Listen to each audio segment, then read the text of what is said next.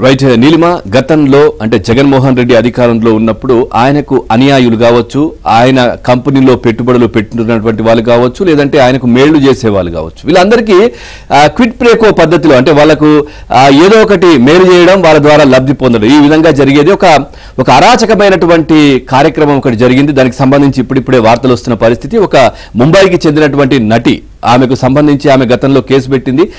ఏదైతే సజ్జన్ జిందాల్ నా పైన ఏదైతే లైంగికంగా దాడి చేయడం జరిగింది అంటూ ఆమె కేసు పెట్టారు. సో దానికి సంబంధించి కూడా ఆయనను తప్పించడం కోసం ఆ నటి పైన మళ్ళీ ఇటు ఆంధ్రప్రదేశ్లో కేసు పెట్టడం, నువ్వు అక్కడ ఉపసంహరించుకుంటే ఇక్కడ ఉపసంహరించుకుంటాం కేసు అంటూ ఆమె బెదిరించడం, ఇవన్నీ కూడా ఒక్కొక్కటిగా బయటకు వస్తున్న పరిస్థితులు కనిపిస్తా ఉన్నాయి.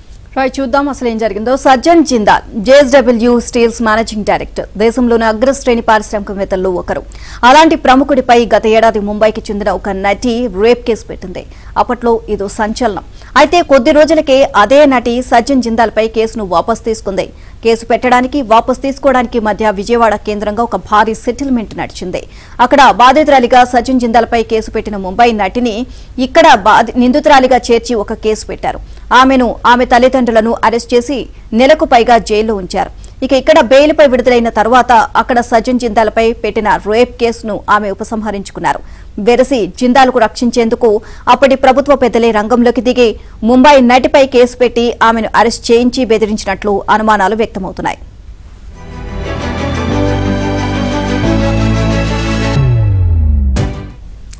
ఇక ముంబై నటి 2023 డిసెంబర్లో సజ్జన్ జిందాల్పై రేప్ కేసు పెట్టింది. ఒక పెంట్ హౌస్ లో ఆయన తనపై అత్యాచారం చేసినట్లు ఆరోపించింది. సజ్జన్ జిందాల్ చిక్కుల్లో ఇరుక్కున్నారు. ఆమె కేసు విత్డ్రా చేసుకోకుంటే కోర్టు విచారణ ఎదుర్కోక తప్పదు. దీంతో ఆమెతో రాజీ ప్రయత్నాలు మొదలుపెట్టారు. ఈ రాజీ ఎపిసోడ్లో వైసీపీ నేత 2014లో పెనమనూరు వైసీపీ అభ్యర్థి ఓ మోస్తారు పారిశ్రామికవేత్త అయిన KVR విద్యాసాగర్ కూడా ప్రవేశించారు. ఆయనకు సదరు ముంబై నటితో పాటు సజ్జన్ జిందాల్తోనూ పరిచయం ఉంది. కేసు వాపసు తీసుకునేందుకు ఆమెను ఒప్పించేందుకు ప్రయత్నించారు. కానీ అందుకు ఆమె ససేమిరా అన్నారు.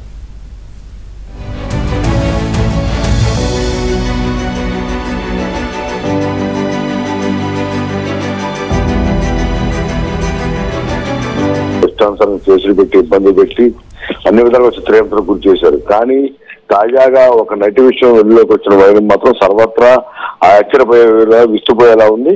ఎందుకంటే అక్కడ ముంబైలో సజ్జన్ ఆ అమ్మాయికి జరిగిన వివాదానికి సంబంధించి దాన్ని సెటిల్ చేసుకునేందుకు సకల శాఖ మంత్రిగా పేరు పొందిన సజ్జల రామకృష్ణారెడ్డి రంగంలో దిగటం, ఒక IPS అధికారికి ఈ బాధ్యతలు అప్పచెప్తున్న నేపథ్యంలో ఆమె నయానో భయానో పెద్ద మనుషులు ఆ మధ్యలో కూర్చోబెట్టి ఏదో సెటిల్ చేయటం అనేది సహజంగా జరిగే ప్రక్రియ. కానీ పోలీసు చట్టాలను అడ్డం పెట్టుకుని, కాకి డ్రెస్సులు అడ్డం పెట్టుకుని వారిపై ఇష్టానుసారం కేసులు నమోదు చేయడంతో పాటు కుటుంబం మొత్తాన్ని కేవలం 5 లక్షల రూపాయలు చీటింగ్ చేశారని చెప్పి ఒక కేసు నమోదు చేసి ఆ కేసు ఆధారంగా కుటుంబం మొత్తాన్ని 18 రోజుల పాటు బంధించి ఆ తర్వాత జైలుకి పంపించడం, చివరికి పోలీసులకు వచ్చిన టార్చర్ భరించలేక వాళ్ళు తమ రేప్ కేసులు కూడా కోర్టుకు వెళ్లి జరిగిన తప్పుని, జరిగిన అన్యాయాన్ని కూడా గోడు వెళ్ళబుచ్చుకోలేక తానే తప్పుడు కేసు పెట్టానంటూ న్యాయమూర్తి చేత కన్నీళ్లు పెట్టి నమస్కారం పెట్టి కేసు కొట్టించుకున్న విధంగా ఆ అమ్మాయిని మానసికంగా క్షోభకు గురి చేశారు. ఈ వ్యవహారం వెలుగులోకి వచ్చిన నేపథ్యంలో పోలీస్ శాఖ మొత్తం కూడా పూర్తిగా దీనిపైన చర్చించుకోవడం ఉంది. ఇటు రాష్ట్ర వ్యాప్తంగా కూడా ఈ అంశంపై పెద్ద ఎత్తున చర్చ నడుస్తున్న పరిస్థితి. అయితే ఇందులో ప్రధానంగా జిందాల్ కంపెనీకి సంబంధించి అతన్ని కాపాడుకునేందుకు లేదా కేసు నుంచి విముక్తి కలిగించేందుకు సజ్జల డైరెక్షన్ లోని IPS అధికారులు ఇద్దరు కూడా వ్యవహరించినట్టు కూడా తెలుస్తా ఉంది.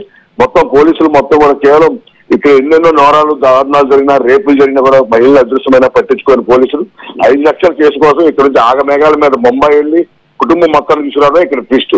ఈ నేపథ్యంలో ఇదంతా కూడా వైసీపీ సజ్జల రామకృష్ణ డైరెక్షన్ జరిగిందని అర్థమైపోతుంది.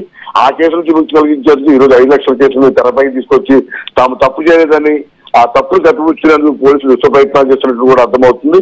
మొత్తం ఈ వ్యవహారం వెలుగులోకి వచ్చిన నేపథ్యంలో పోలీసులు కూడా నివ్వెరపోతున్నారు.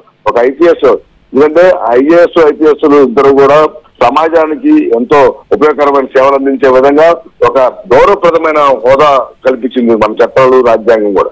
కానీ అటువంటి వాళ్ళు కూడా చాలా హోంగార్డు లేకపోతే కానిస్టేబుల్ స్థాయిలో నీచంగా ఆలోచించి నిర్లజ్జగా వ్యవహరించిన తీరుపై మాత్రం సర్వత్రా విమర్శలు వ్యక్తమవుతున్నాయి.